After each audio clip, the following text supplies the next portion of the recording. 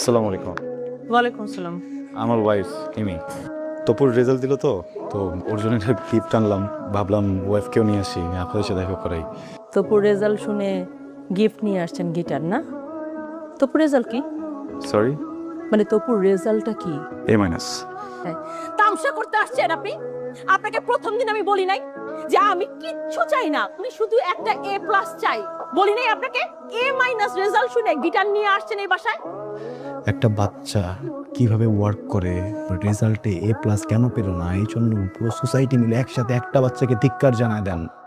দেখেন, আপনার বাচ্চাটাকে আমি অনেকদিন পড়িয়েছি, তারপরও আমি এখানে দাঁড়িয়ে চ্যালেঞ্জ করে বলতে পারি আপনাদের থেকে আপনাদের বাচ্চাকে আমি বেশি চিনি। আপনার বাচ্চাকে আমি যখন পড়াতে এসেছিলাম তখন 7 বিষয়ে ফেল করা একটা স্টুডেন্ট ছিল। বোর্ড এক্সামের পরে এই একই স্টুডেন্ট একটা বিষয়ও ফেল করেনি, উত্তীর্ণ হয়েছে নিজে নিজে পরীক্ষা দিয়ে, এ প্লাস পেলো না। কেউ কি একটাবার জিজ্ঞেস করেছেন 7 বিষয় ফেল করা স্টুডেন্টটা কিভাবে এ মাইনাস পেলো, কিভাবে পাস করলো, প্রত্যেকটা সাবজেক্টে কিভাবে পাস করলো?